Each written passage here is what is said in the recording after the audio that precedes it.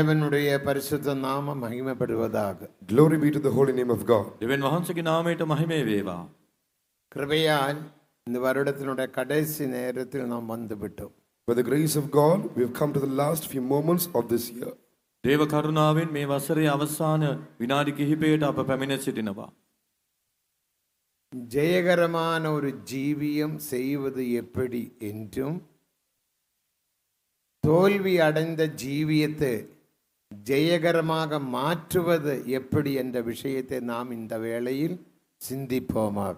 During this time, let us meditate as to how to live an overcoming life and also as to how to change our defeated life into an overcoming life. ජය ජීවිතයක් ගත කරන්නේ කෙසේද කියාත් පරාජිත වුණා වූ ජීවිතයක් ජය ජීවිතයක් ලෙස මාරු කරගන්නේ කෙසේද කියාත් මේ වෙලාවේ සලකා බලමු. கடந்த கால ஜீவியத்தில் பலர் கிருபையால் ஜெயகரமான ஒரு ஜீவியம், பலவீனம் இல்லாத ஜீவியம் செய்ய தேவன் உதவி செய்தார். God has given us His grace in order to live an overcoming life, a life invincible during the last days. ගත වුණා වූ කාලේ දේව කරුණාව කරුණු කොටගෙන ජය ජීවිතයක් ගත කරන්න බොහෝ දුර්වලතාවලින් ජයගෙන ජීවත් වෙන්න උන්වහන්සේ අපට උපකාර කළසේක. காரணம், அழைத்த தேவன் உண்மை உள்ளவர். ஜெய ஜீவியத்துக்காக தேவன் நம்மை அழைத்தார். The reason is God who has called is faithful and He has also called us for a victorious life. ඊට හේතුව නම් කැඳවුවා වූ තැනන් වහන්සේ විශ්වාසවන්තයි. උන්වහන්සේ අපට ජය ජීවිතයක් ගත කිරීම උදෙසා අපව කැඳවා තිබෙනවා. ஆனால் சிலருடைய ஜீவியத்தில் சந்தர்ப்ப சூழ்நிலைக்கேற்றபடியும் பிசாசினுடைய வஞ்சனையினாலும் சதியினாலும் ஜெயகரமில்லாத ஒரு ஜீவியம் செய்த வாழ்க்கையை கடத்தி விட்டவரும் உண்டு.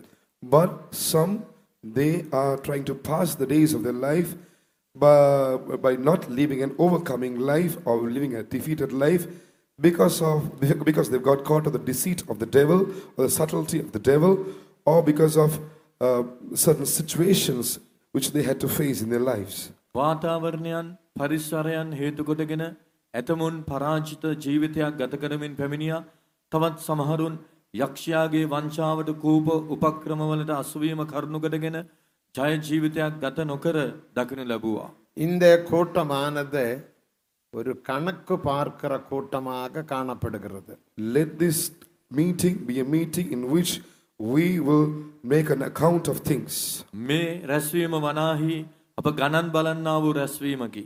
தாவீது சொன்னது போல 139 சங்கீதம் 23-24 வசனங்களின் படி தாவீது சொல்லுகிறார், கர்த்தாவே என்ற ஹிருதயத்தை ஆராய்ந்து பாரும், தேவரீர் என்னுடைய சிந்தனைகளை சோதனை செய்து பாரும், வேதனை உண்டாக்கும் வழிகள் என்னிடத்தில் உண்டோ என்று பார்த்து என்னை நித்திய வழியில் நடத்தும். According to what Psalmist says in Psalm 139, the 23rd and the 24th verses, search me, O God, and know my heart. Try me and know my thoughts, and see if there be any wicked way in me, and lead me in the way everlasting. ගීතිකාකරු පවසන ලෙසින් ගීතාවලිය 139 23-24 දෙවියන් වහන්සේ මා විමසා බලා මාගේ සිත දැනගත මැනව, මා පරීක්ෂා කොට මාගේ සිතවිලි දැනගත මැනව, යම් නපුරු මාර්ගයක් මා තුල ඇද්දැයි බලා සදාකාල මාර්ගයේ මා ගෙන ගිය මැනව. ஜெயகரமான ஜீவியம் செய்ய கிருபையை பெற்றவர்கள் மேலும் தேவனை துதித்து கிருபையை பெற்றுக்கொள்ளுங்கள்.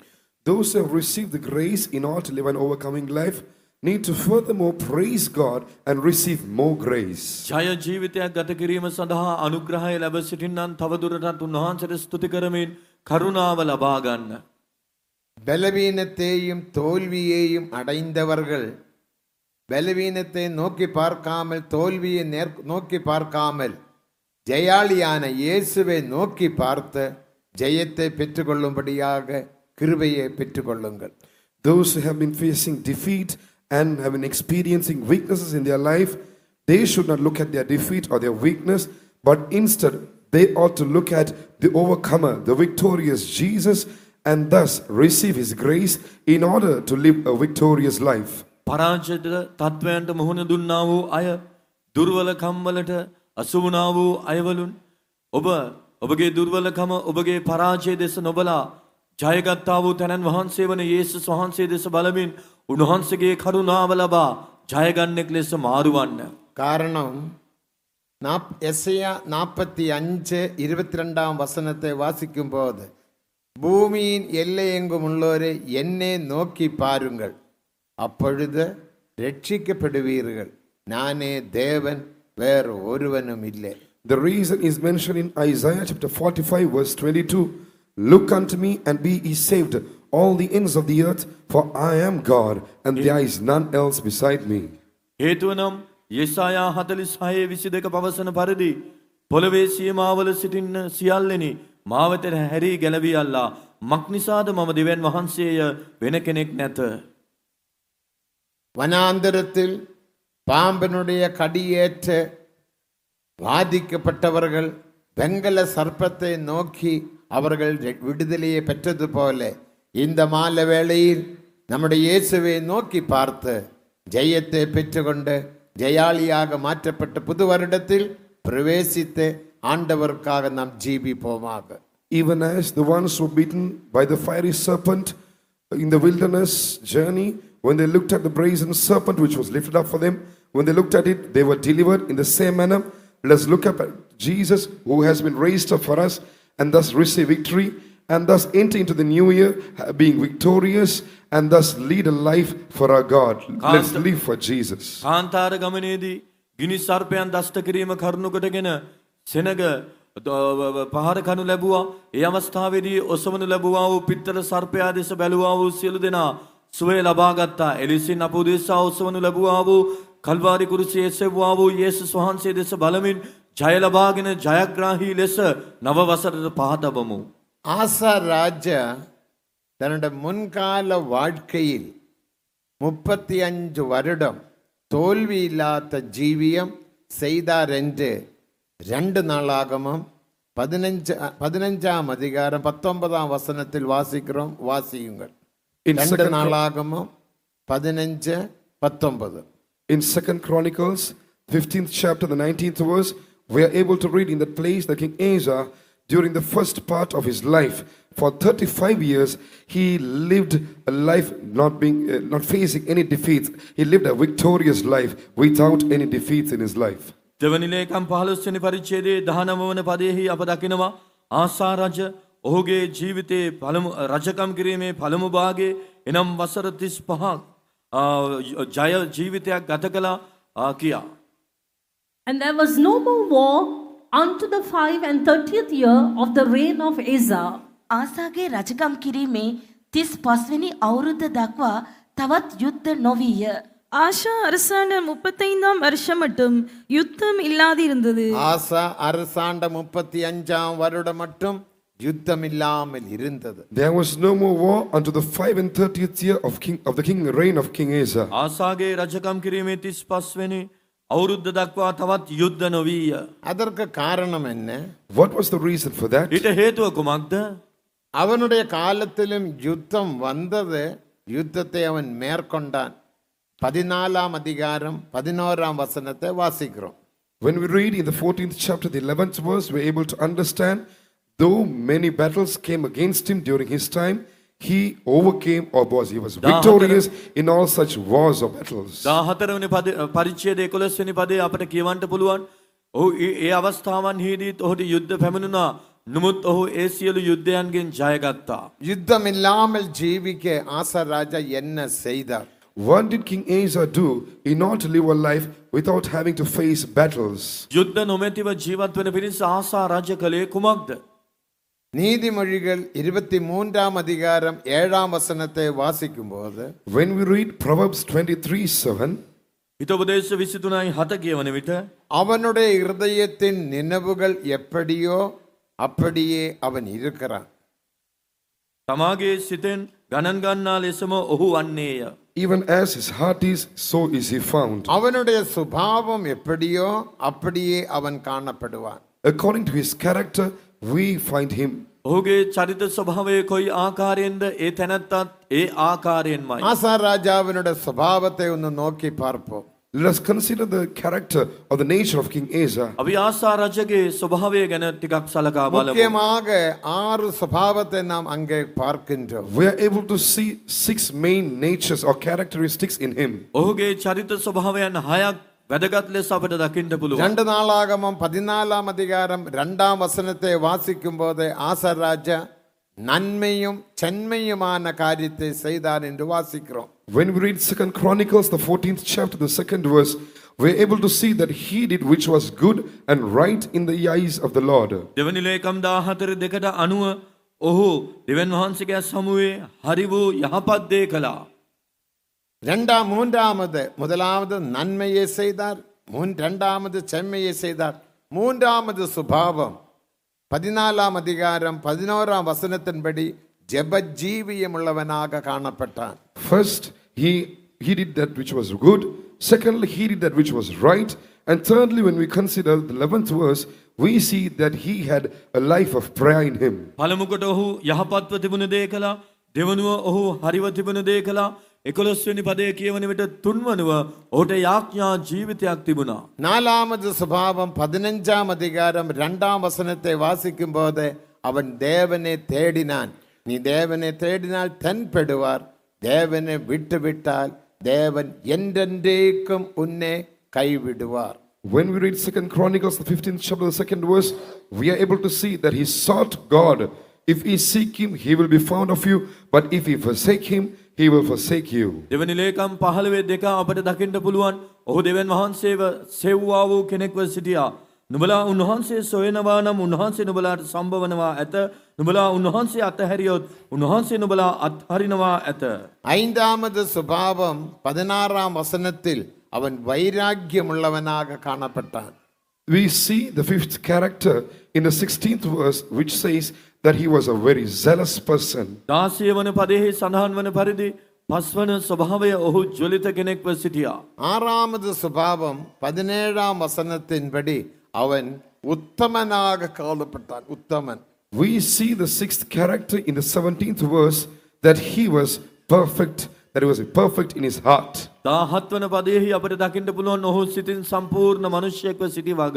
இவ்விதமான சுபாவத்தினால் அவனுடைய வாழ்க்கையில் ராஜ்யத்தில் யுத்தம் இல்லாமல் இருந்தது. Because of these kinds of natures which are found in him, there was no battle during his reign. ඔහු තුල දකින්න ලැබුවා වූ මේ චරිත ගුණාංගයන් නිසා ඔහුගේ රජකලා වූ කාල සීමාවේ යුද්ධයන් තිබුණේ නැහැ. 10 நிமிடத்தில் இந்த சுபாவத்தை ஒன்று நாம் சிந்திப்போமாக. Let us consider or meditate on these characters for just 10 minutes. විනාඩි 10ක් තුල මේ චරිත ස්වභාවයන් ගැන මදක් සලකා බලමු. நன்மையான காரியங்கள் என்று சொன்னால் அர்த்தம் என்ன?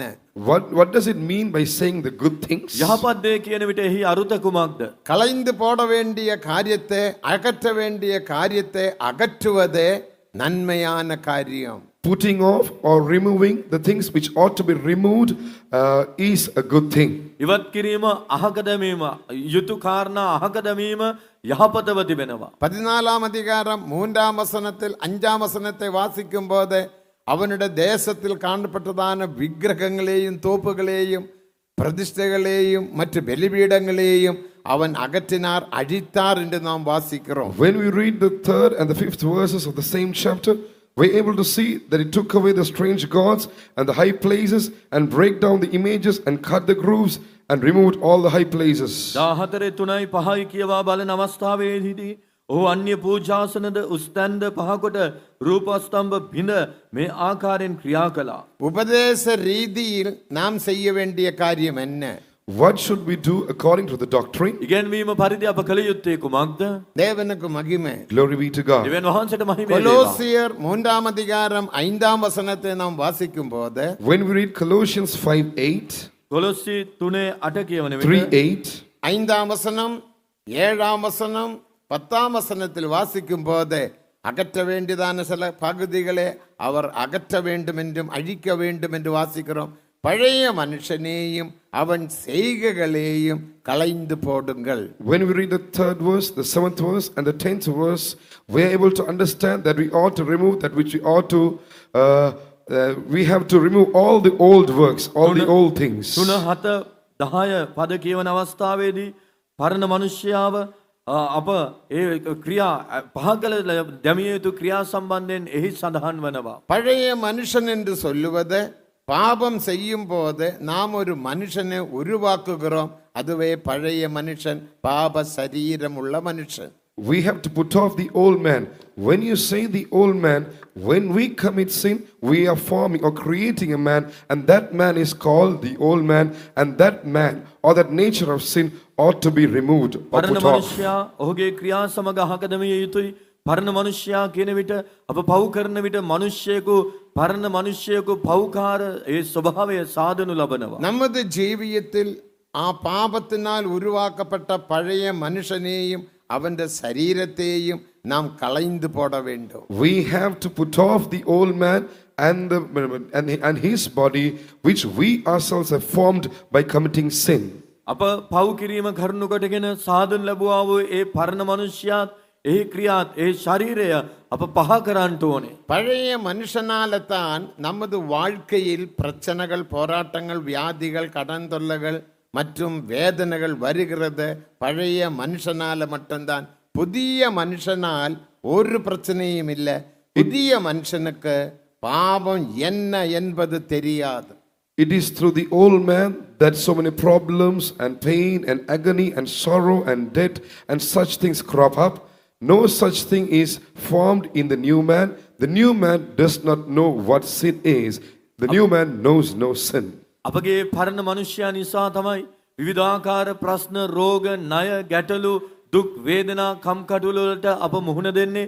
පරණ අලුත් මනුෂ්‍යයාට පාපය කියන දේ කුමක්ද කියා හෝ දන්නේ නැහැ. එහි එවැනි කිසිදු ප්‍රශ්නයක් නැහැ.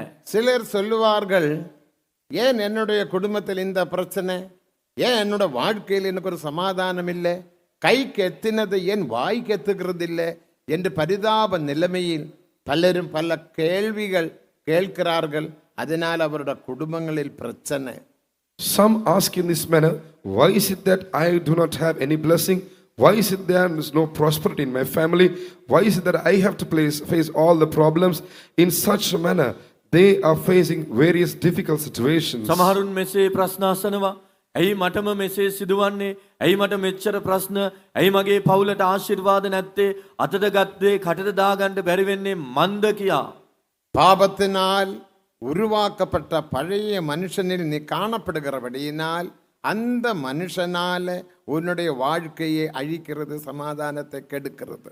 Because you have created a man, the old man, by committing sin, and because you still have him in you, and you abide in him, he is creating all such problems for you.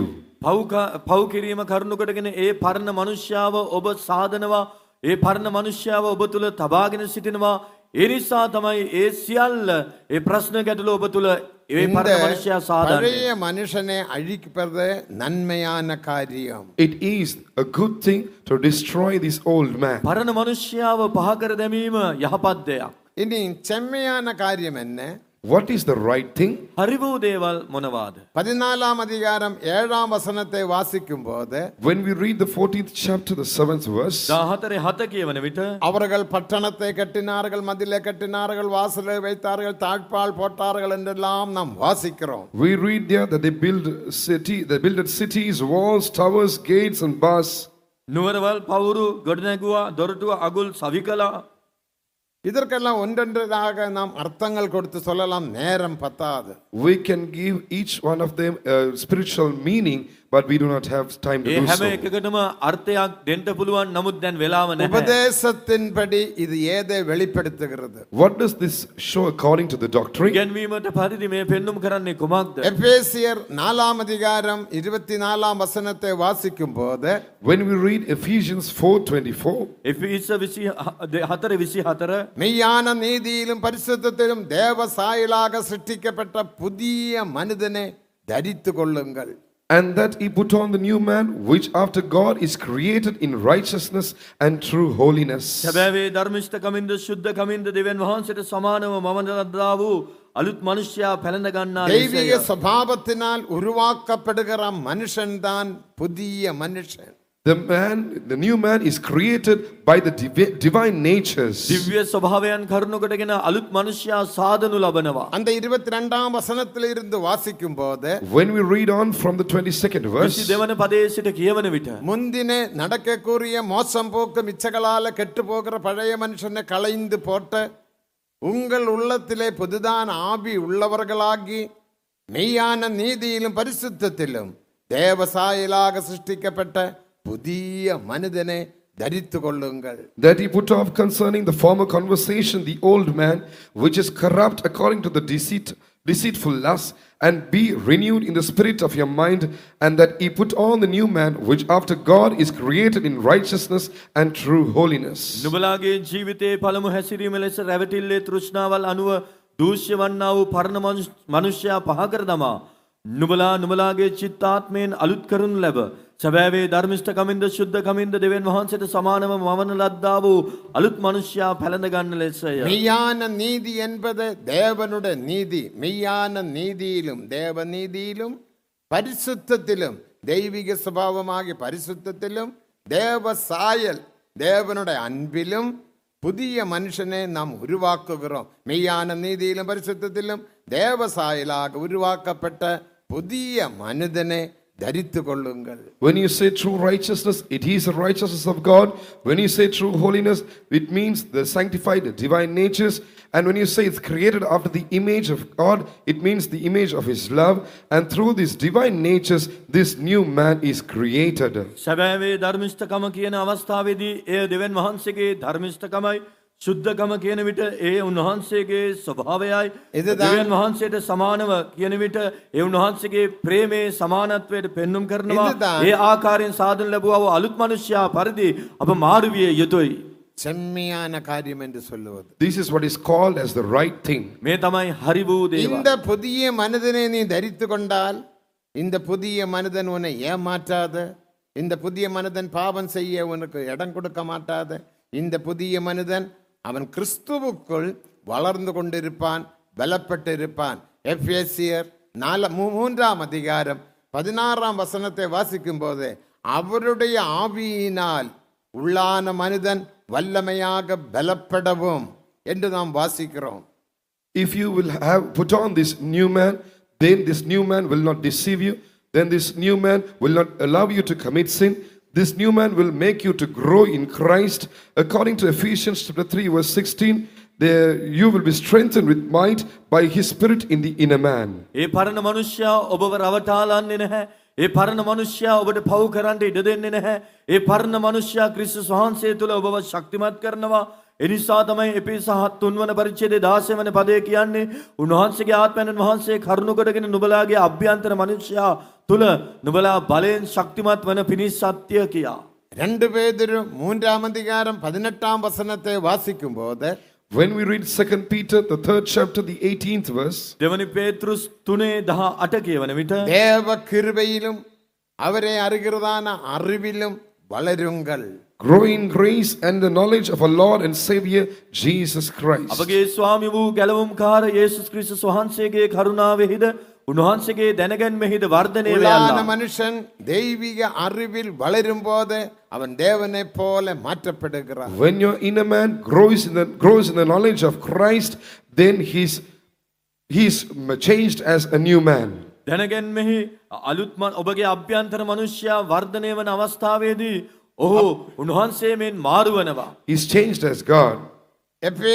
ரோமர் 8ஆம் அதிகாரம் 6ஆம் வசனத்தின் கடைசி பகுதியில் வாசிக்கும் போது இந்த வளர்ச்சியின் மூலமாக ஆவியினால் பலப்படுகிறதன் மூலமாக அவனுடைய மனது ஜீவனும் சமாதானம் உள்ளதாக காணப்படுகிறது என்று ஆவியின் சிந்தையோ ஜீவனும் சமாதானம் என்று நாம் வாசிக்கிறோம். When we read the latter portion of Romans chapter 8 verse 6, that such a man will have life and peace in him. That is why it is said to be spiritual minded is life and peace. ආත්මය ඇල්ම ආත්මයේ සිටවිල්ල ජීවනය හා සමාදානයව තිබෙනවා. කියා රෝම 8:6 දෙවන කොටස අප කියවන්නේ ඒ නිසායි. இப்போது உன்னுடைய மனது புதிய மனதாக காணப்படுகிறது. Now your mind has been renewed. ඔබගේ මනස අලුත් කරනු ලැබ තිබෙනවා. புதிய மனதில் உன்னுடைய சுபாவமும் தெய்வீக சுபாவமாக மாற்றப்படுகிறது.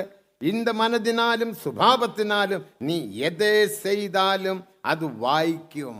Now even your character has been changed into divine natures, and now you possess a new mind as well, and whatever you do with this new mind and these divine natures, now everything, all the works of your hands will prosper. ඔබගේ මනස අලුත් මනසක් ලෙස දකින්න ලබනවා. ඔබගේ ස්වභාවය දිව්‍ය ස්වභාවය ලෙස මාරු වී තිබෙනවා. ඒ අලුත් මනස ඇතිව දිව්‍ය ස්වභාවය ඇතිව ඔබ කරන්නා වූ ඕනෑම දෙයක් සඵල වෙනවා. அவருடைய ஜீவியத்தில் தோல்வி என்பது இல்லவே இல்லை. They will have no defeat in their lives. එවැන්නන්ගේ ජීවිතේ පරාජයක් කියා දෙයක් නැහැ. அதனால் தான் ஆண்டவர் சொன்னார், பிரியமானவனே, உன் ஆத்துமா வாழ்கிறது போல எல்லாவற்றிலேயும் வாழ்ந்த நீ சுகமாயிருக்கணும். That is why it is written in the word of God, beloved, you shall prosper in every way, even as your soul prospereth. ඒ නිසා තමයි දේව වචනේ පවසන්නේ නුඹේ ආත්මය සඵල වන්නාක් මෙන් නුඹ සියල්ලෙහිද සඵල වන ලෙස සෝසේ සිටින පිණිස කියා. நன்மையும் சென்மையுமான காரியத்தை செய்து நாம் வளருவோமாக. Therefore let us do the right thing and the good thing and grow. යහපත්ව තිබෙන දේ හරිව තිබෙන දේ කරමින් அடுத்த වර්ධනය ஜெப වෙමු. ஜீவியம். Next, the prayer life. ඊළඟට යාඥා ජීවිතය. ஸ்தோத்திரத்தினால் எல்லாவற்றையும் பெற்றுக்கொள்ளலாம். We can receive everything through praise. ස්තුති කිරීම කරුණු කොටගෙන සියල්ල අපට ලබාගත හැකියි. முதலாம் தெசலோனிக்கர் 5ஆம் அதிகாரம் 18ஆம் வசனத்தை நாம் வாசிக்கும் போது When we read 1 Thessalonians, the 5th chapter, the 18th verse, පළවෙනි තෙසලෝනික 5:18 කියවන විට எல்லாவற்றுக்கும் ஸ்தோத்திரம் பண்ணுங்கள், அப்படி செய்வது கிறிஸ்துவேசுவுக்குள் உங்களை குறித்துள்ள தேவ சித்தம். in everything give thanks, for this is the will of God in Christ Jesus concerning you. සියල්ලේදී ස්තුති කරපල්ලා මක් නිසාද ක්‍රිස්තුස් යේසුස් වහන්සේ තුළ නුඹලා ගැන දෙවියන් වහන්සේගේ කැමැත්ත මේය. 2 நாளாகமம் 20ஆம் அதிகாரத்தில் நாம் வாசிக்கும் போது 19ஆம் வசனத்தில் இருந்து 24ஆம் வசனம் முடிய யெகோசபாத் ராஜாவின் காலத்தில் 3 ராஜ்யங்கள் ஐக்கியமாக ஒருமனப்பட்ட யூதா தேசத்துக்கு விரோதமாக வந்தது. அப்போது யெகோசபாத் ராஜா தாவீதை துதித்தார். கர்த்தர் நல்லவர், அவர் கிருபை என்றும் உள்ளது என்று ஆர்ப்பரித்தார்கள். மற்றுள்ளவரையும் உற்சாகப்படுத்தினார்கள். அந்த யுத்தத்தில் எந்தவிதமான ஆயுதங்களும் இல்லாமல் துதியினால் ஸ்தோத்திரத்தினால் தேவனுடைய கிருபையினால் யுத்தத்தில் ஜெயம் உண்டானது என்று நாம் வேதத்தில் வாசிக்கிறோம்.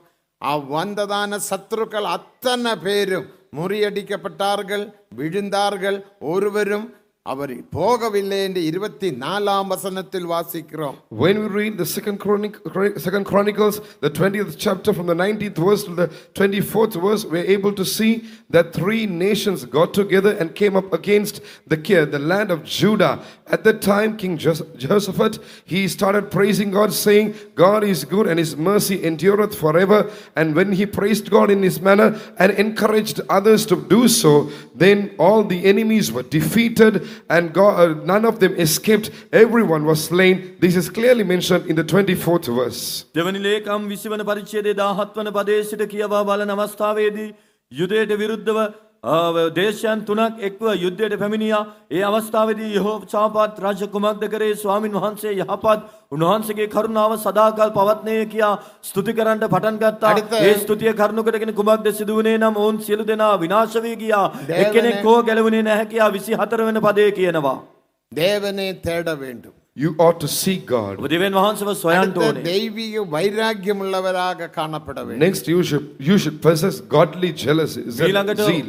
ඔබට දිව්‍ය වූ ජොලිතකමක් அதுக்கு අවශ්‍යයි. அடுத்தபடியாக உத்தமனாக காணப்பட வேண்டும். Next, you ought to be found perfect. ඊළඟට සම්පූර්ණව සිටින්න ඕනේ. இனி பலவீனர் எப்படி ஜெய ஜீவியம் அல்லெங்கில் தோல்வி இல்லாத ஜீவியம், பலவீனம் இல்லாத ஜீவியம், இல்லைங்கில் உங்களோட வியாபாரத்தில் எப்படி நஷ்டம் இல்லாமல் வியாபாரம் செய்ய முடியும், எப்படி பிள்ளைகள் தோல்வி இல்லாமல் குடும்ப வாழ்க்கையை நடத்த முடியும் என்ற விஷயத்தை நாம் சிந்திப்போமா. Now let us think about as to how you can overcome all the weaknesses and live without any weakness in your life, live victorious life, and we'll consider as to how you can get rid of all your losses in your businesses and only find profit, and let us see as to how your family can prosper in every way. ඔබගේ ජීවිතේ පරාජයක් නැතිව ජය ජීවිතයක් ගත කරන්නේ කෙසේද? ඔබගේ ව්‍යාපාරයේ අලාභ නොමැතිව ලාභ ලබන්නේ කෙසේද?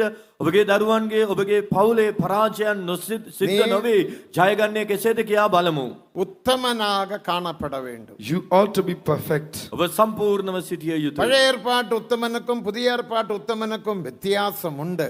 There is a difference between the perfect man of the Old Testament and the perfect man of the New Testament. පරණ කිවිසුමේ සහ නව කිවිසුමේ සිටිනා වූ සම්පූර්ණ මනුෂ්‍යයන් අතර பழைய වෙනසක් තිබේ. ஏற்பாட்டில் அவன் உத்தமனாக காணப்பட்டபடியினால் அவனுடைய வாழ்க்கையில் யுத்தம் இல்லாமல் இருந்தது. In the Old Testament, as he was found perfect before God, there were no battles or war during ඔහු his පරණ days. කිවිසුමේ සම්පූර්ණව සිටි බැවින් ඔහුගේ යුද්ධයන් තිබුණේ නැහැ. நாமும் உத்தமராக ஜீவிப்போம். We ought to live a perfect අපිට life. සම්පූර්ණව ජීවත් වෙමු. உத்தமன் என்று சொன்னால் அர்த்தம் என்ன? What is the meaning of being perfect? සම්පූර්ණ තැනැත්තෙක් කියන විට අර්ථය කුමක්ද? நீதிமொழிகள் 16 அதிகாரம் 32 வசனத்தை வாசிக்கும் போது When we read Proverbs 16:32, හිතෝපදේශ 16:32 කියවන විට ஆவியே அடக்குகிற மனுஷன் பட்டணத்தை பிடிக்கிறவனை பார்க்கிலும் உத்தமன் என்று நாம் வாசிக்கிறோம். in that place we are able to read that he that is slow to anger is better than the mighty.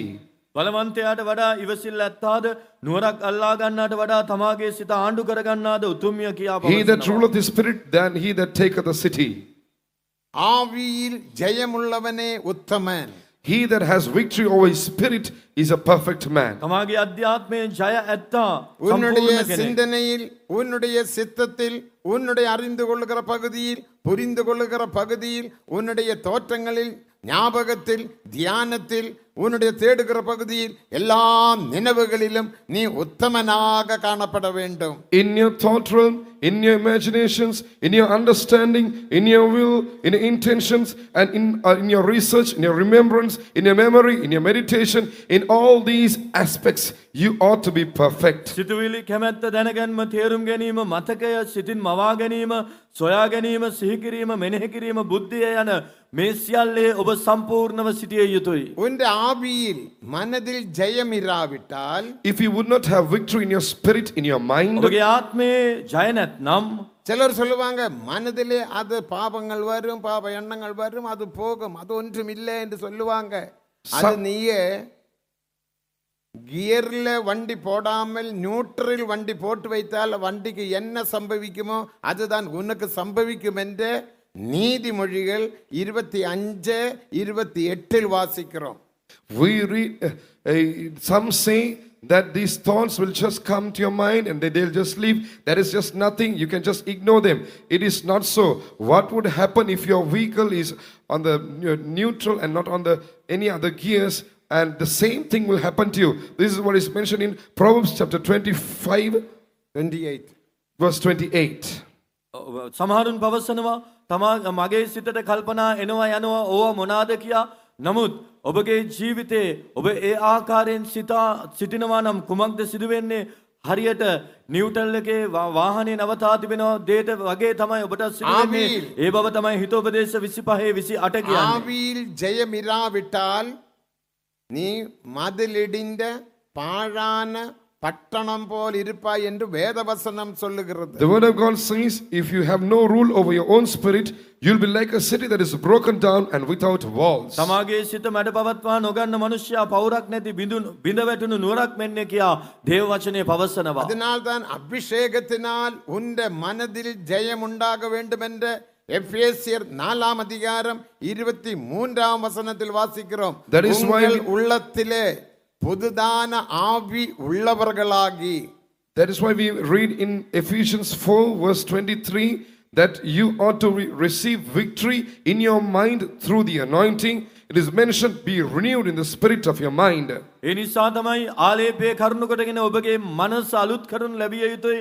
එපේස 4:23 පවසනවා නුඹලාගේ චිත්ත ආත්මයෙන් අලුත් කරනු ලැබ කියා. இனி எனக்கு 10 நிமிடங்கள் மட்டும்தான். I have only 10 more minutes to තව talk. විනාඩි 10ක් පමණයි.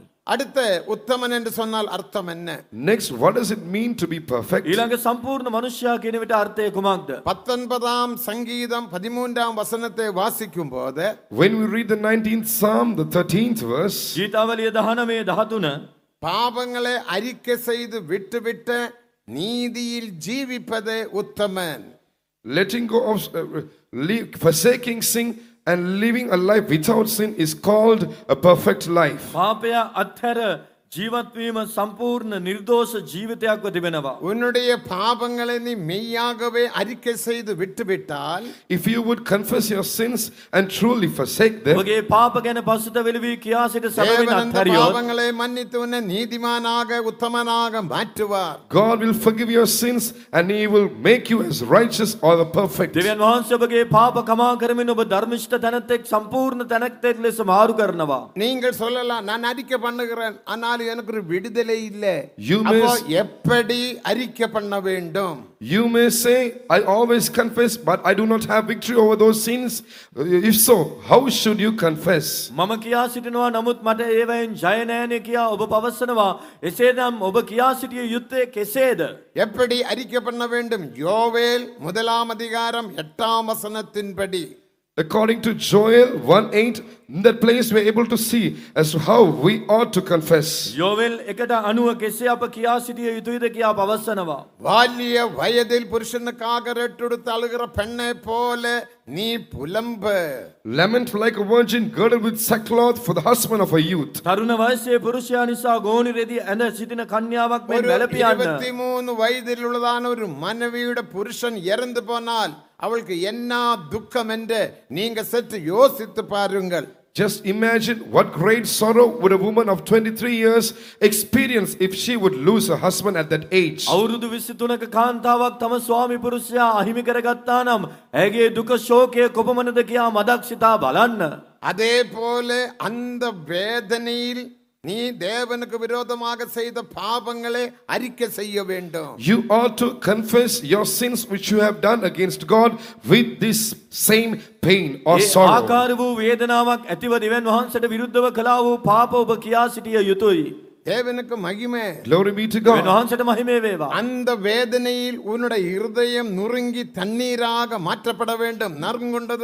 நுறுங்குண்டதுமான இருதயத்தை புறங்கணீர் என்று 37ஆம் சங்கீதத்தில் நாம் வாசிக்கிறோம். Your heart should be broken and it should be poured forth like water. Just imagining this pain, experiencing that pain, having confessed your sin. That is why it is mentioned in the 37th Psalm, broken and contrite and a broken spirit will thou not cast away. එවැනි වේදනාවකින් යුක්තව ඔබගේ පාප ගැන ඔබ සිත කඩාගෙන පොඩි කරගත යුතුයි. ඒ ආකාරයෙන් ඔබගේ සිත වැగిරවිය යුතුයි. ඒ බව තමයි 37 වන ගීතාවලිය අප කියවන්නේ. அபிதமாக பாபாரிக்க செய்வது தேவனுக்கேற்ற துக்கம் என்று 2 கொரிந்தியர் 7ஆம் அதிகாரம் 10ஆம் வசனத்தில் வாசிக்கிறோம். We in 2 Corinthians, the 7th chapter, in the 10th verse, we read that confessing with such sorrow or with such pain is called as godly sorrow. දෙවනි කොරින්ති 7:10ට අනුව අප දකින්නේ එවැනි ශෝකයකින් කියා සිටීම තමයි දේවයන් වහන්සේගේ කැමැත්තට එකඟ වූ ශෝකය. 2 கொரிந்தியர் 7ஆம் அதிகாரம் 10ஆம் வசனத்தை வாசிக்கும்போது ஒரு முறை தேவனுக்கேற்ற துக்கத்தில் நீ பாபாரிக்க செய்தால் உன்ற மரணம் வரைக்கும் அந்த பாவத்தை நீ செய்ய முடியாது என்று வசனம் சொல்லுகிறது. ஒன்னு வாசிங்க.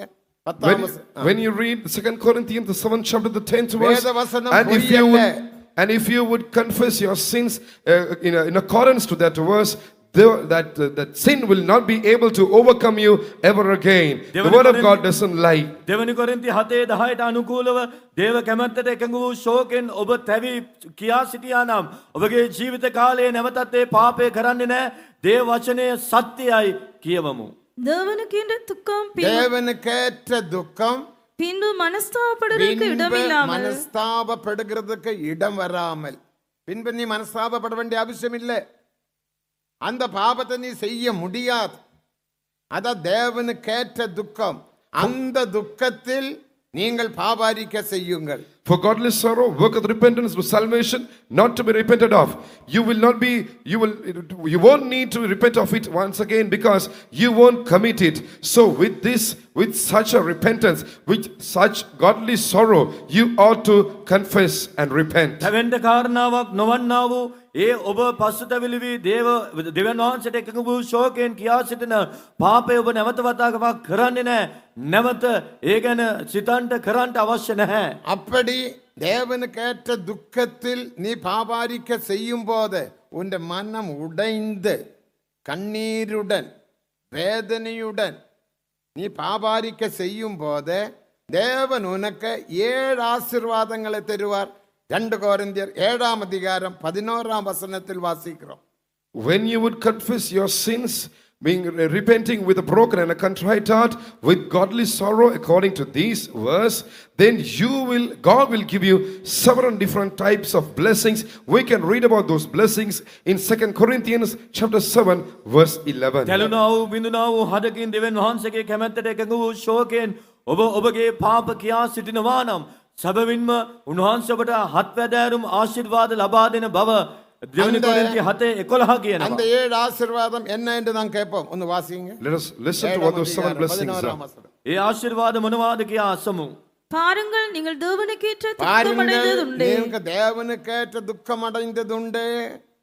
அது உங்களிடத்தில் அது உங்களிடத்தில் எவ்வளவு ஜாக்கிரதையும் ஜாக்கிரதை, ஒரு ஜாக்கிரதையை உருவாக்கும். அடுத்த උනන්දු කමක්. குற்றம் தீர, எவ்வளவு நியாயம் சொல்லுதலையும் அடுத்த எவ்வளவு வெறுப்பையும் எவ்வளவு வெறுப்புண்டாகும். பாவத்தின் மேல் ஒரு வெறுப்புண்டாகும். அடுத்த எவ்வளவு பயத்தையும் எவ்வளவு தெய்வ பயம் உண்டாகும். எவ்வளவு ஆவலையும் எவ்வளவு வாஞ்சை ஆவல் உண்டாகும். කොපමණ ආශාවත් எவ்வளவு பக்தி பக்தி வைராக்கியத்தையும் வைராக்கியம், எவ்வளவு கண்டிப்பையும் எவ்வளவு உண்டாக்கிற்று. கண்டிப்பையும் உண்டாகும். இந்த 7 ஆசீர்வாதங்களை நீ பெற்றுக்கொள்ளும் போது இந்த ஆசீர்வாதத்தில் நீ காணப்படுவதனால் உன்னால பாவம் செய்யவே முடியாது.